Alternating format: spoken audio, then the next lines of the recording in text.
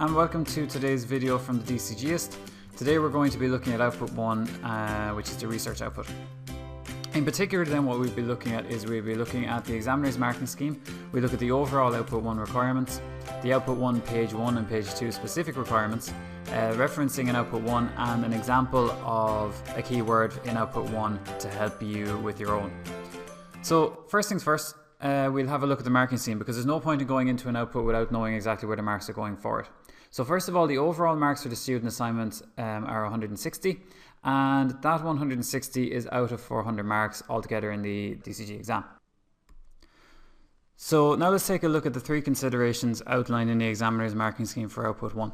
So the first one is the exploration of the main design features using primary and secondary research, which takes into account your dictionary definitions, any research that you did that you cite in your output 1, and then also how you use that information to decide how exactly that keyword affects mouse design.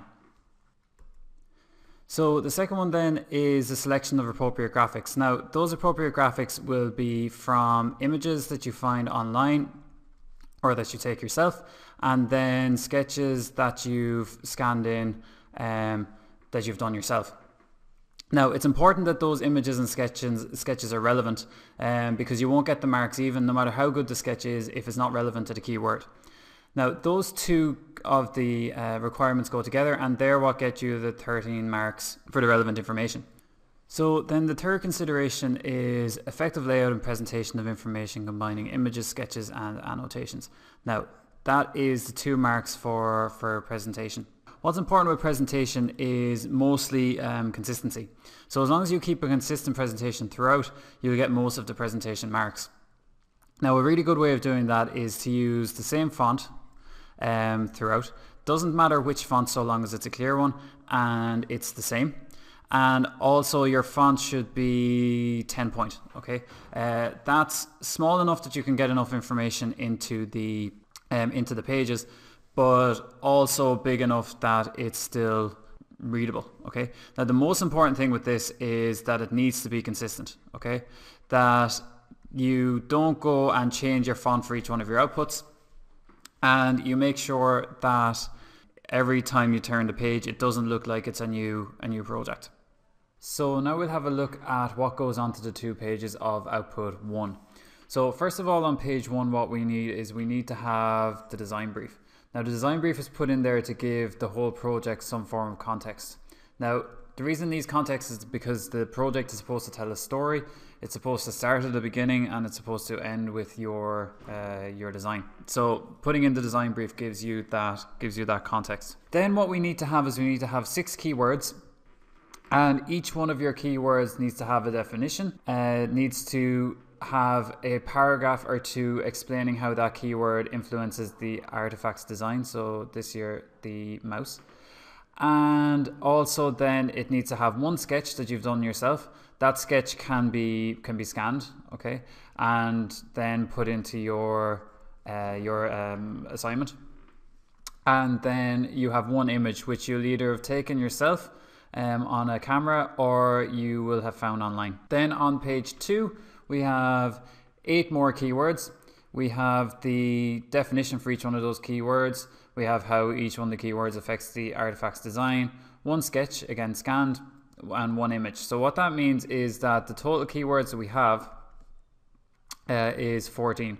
So 14 plus. Now 14 is the least that you need to have, so 15, 16 will be really good if you can get those onto the pages. So after putting in your information, the next most important thing that you need to take into account in output 1 is your referencing. If you put in any information that you find online, in books, in magazines, you need to make sure that you reference it. Otherwise it won't count and it's what's called plagiarism. So what you need to have is some way of referencing that is the same all the way through your project. Now the way that I would suggest you do it is to use a referencing system that uses a series of dots.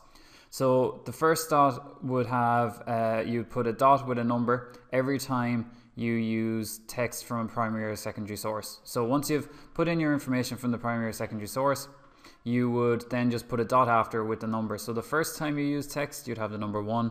The second time you use text, you'd have the number 2. Then I would use a red dot for any images that you've drawn yourself or that you've taken a photograph, so that the person that's correcting it can see exactly what you've done and what you found elsewhere. Then the final one is a blue dot with a number in it to reference any time you use an image for a primary or secondary source. So the first time you use an image from online or in a magazine or from a book, you would put a blue dot with number 1, then the second time number 2, so on and so forth. Now the important thing there is that it's a small dot. You don't want it to be too big because you don't want it to take away from your overall look. So just make sure that it's a small dot with your number, that it's not too large. Then at the end of your project, you'll have your bibliography. Now that's where you'll put all of the information about each one of your sources. So for the text one, what you'll have is you'll have text, you'll have your green dot with your number in it in output 1, and then at the end you'll have number 1, the DCGist home online available at where it's available and accessed. Now what that shows to the examiner is that you've done your research and you've cited it properly.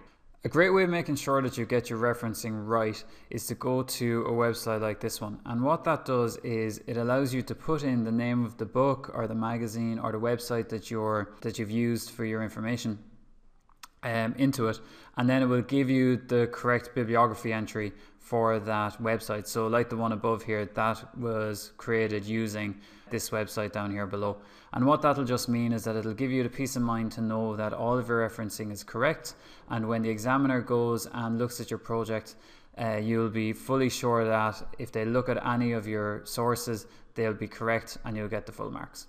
So to wrap up, here's just an example of one keyword that could go into your output 1 with all of the required information. So the first part is just the definition, and that was found using 2 sources.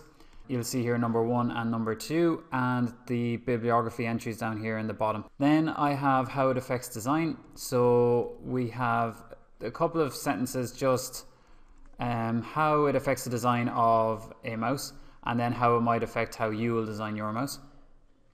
Over here to the side, we have an image from online. So we have image from online, okay, and then we have finally a scanned sketch that was done by yourself that is relevant to all of the other information that you're putting in.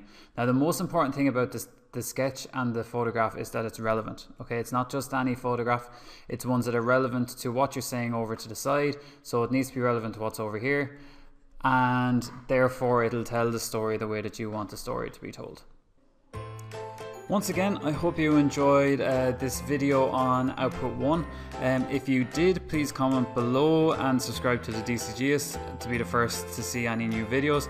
Also, you can follow me on Twitter at the DCGist or on Facebook on the DCGist, and also on the DCGist.ie. Best of luck with your output 1, and I will see you later.